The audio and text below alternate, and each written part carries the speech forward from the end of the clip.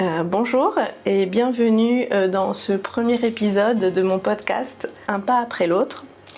Aujourd'hui, j'ai envie de vous raconter un morceau de mon histoire, une histoire qui a commencé ou qui pourrait se résumer par une phrase pendant des années que je me suis souvent répétée, c'est « j'ai toujours su que j'étais différente ». Je le ressentais profondément.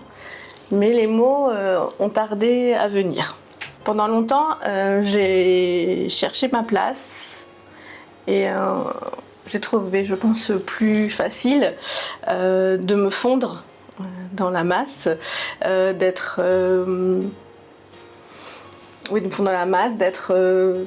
plus dans la sagesse, plus dans ce qu'on attendait de moi. Une maman, une épouse, une professionnelle qui est carrée, qui est disponible. Voilà. Mais ça fonctionnait, mais en apparence. En apparence parce qu'à l'intérieur, c'était une toute autre histoire. Je m'éteignais de plus en plus. Chaque jour était une épreuve et je sentais que quelque chose cherchait à se faire entendre. C'était des signaux, des messages de mon corps. C'était des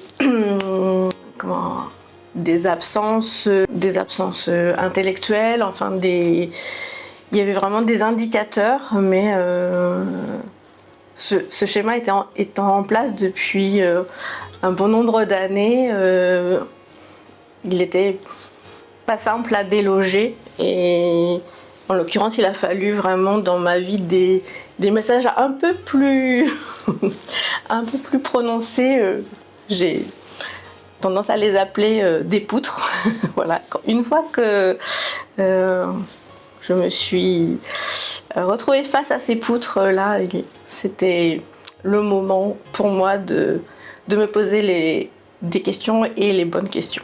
La vie m'a amenée à traverser différentes épreuves, des moments difficiles, des moments de peur, des moments où je me suis sentie vraiment perdue, en tous les cas à côté de ma vie. Et pourtant, je continuais à avancer. Je continuais à être forte. Enfin, en tout cas, pour moi, être forte signifiait avancer coûte que coûte, donc au prix, à un prix que je trouvais au final bien cher, mais coûte que coûte quand même. Puis, j'évoquais tout à l'heure la poutre, mais oui, quelque chose avait quand même commencé à bouger en amont. C'est pas arrivé d'un seul coup, hein. C'était des petits signes, des petits indicateurs, des petits messages du corps, des petits moments de mal-être avec cette impression de vivre à côté de son corps, de même plus savoir quelles sont ses valeurs ou quel sens on veut donner à sa vie. C'est là qu'est venu un moment où je pourrais pas dire véritablement qu'est-ce qui a déclenché, mais en l'occurrence il y a eu un moment où les questions elles sont devenues beaucoup plus profondes, beaucoup plus même je dirais viscérale, de qu'est-ce que tu veux vraiment pour ta vie, à quel moment dans tes choix, où te places-tu dans tes choix, est-ce que tu fais les choses de manière vraiment consciente ou est-ce que tu le fais pour te conformer, pour répondre aux attentes ou aux pseudo-attentes, puisque c'était aussi tout un schéma dans lequel je m'étais installée. Je pouvais me demander aussi quelle femme j'avais envie d'être, quel exemple j'avais envie de donner à mes enfants également. Et puis aux personnes que je rencontrais, qu'est-ce que j'avais envie de partager. Ça, sont devenues les vraies questions qui me taraudaient et puis qui, pour le coup, là, qui attendaient des réponses. Et puis est arrivé un choix, celui de partir en voyage sans mari, sans enfant. La destination s'est imposée naturellement pour le désert marocain. Et vraiment, ce voyage a été une très belle expérience et surtout une expérience, pour le coup, de m'apercevoir comment je fonctionnais seule. Comment je prenais des décisions, pour le coup, là, qui ne concernaient que moi. C'était assez déstabilisant, mais agréable. Donc voilà, ça c'était une découverte. Et puis aussi, ça m'a permis de me retrouver dans un lieu où tout est éteint, le bruit des réseaux, le bruit vraiment parasite, pour pouvoir vraiment se plonger dans une réflexion, une introspection de soi. Là c'était parfait. Il n'y avait que les étoiles qui étaient allumées la nuit et le soleil le matin. Donc, et là, vraiment, j'ai pris conscience, avec tout le groupe, on a tous pris conscience que quand on cherche tout ce qu'on cherche à l'extérieur, donc les permissions, les validations, les autorisations, en fait, tout était à l'intérieur de nous, parce qu'on est sa propre source. On sait déjà. On a déjà les réponses. Donc, le plus souvent,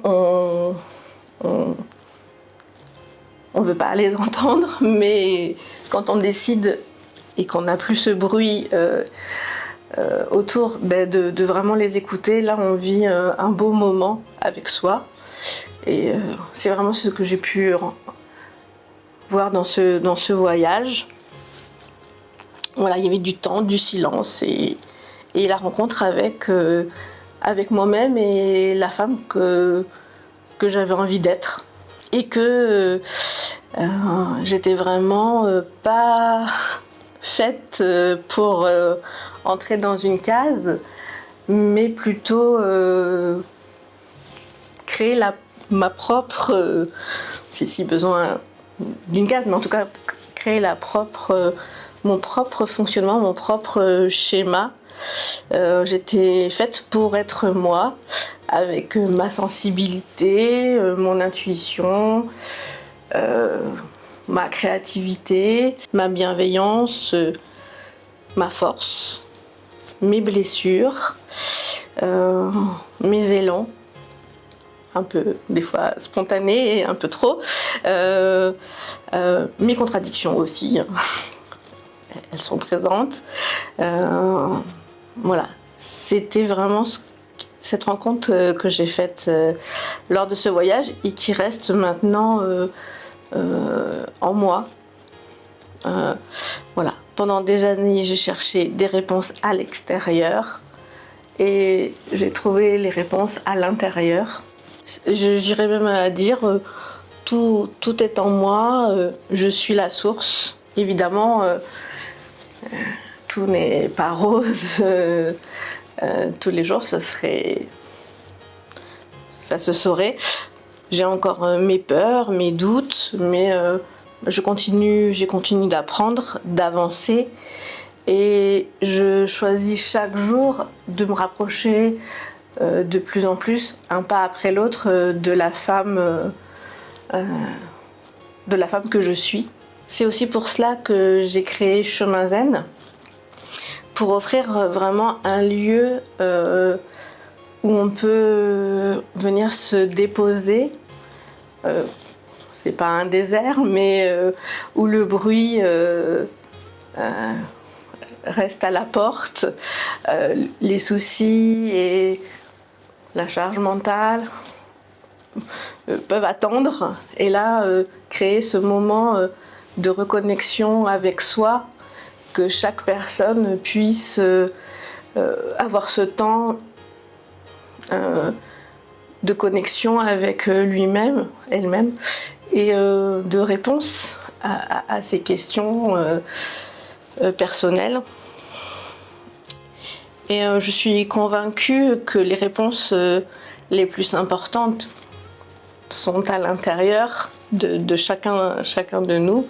Et je suis toujours très émue de voir que parfois ça peut arriver en ma présence et lorsque j'accompagne les personnes vers cette destination. Alors aujourd'hui, j'avais envie, pour terminer cet épisode, de vous laisser avec une question. À quel endroit de votre vie vous voudriez être davantage vous-même ? Je vous invite à prendre un instant et d'écouter ce qui vient.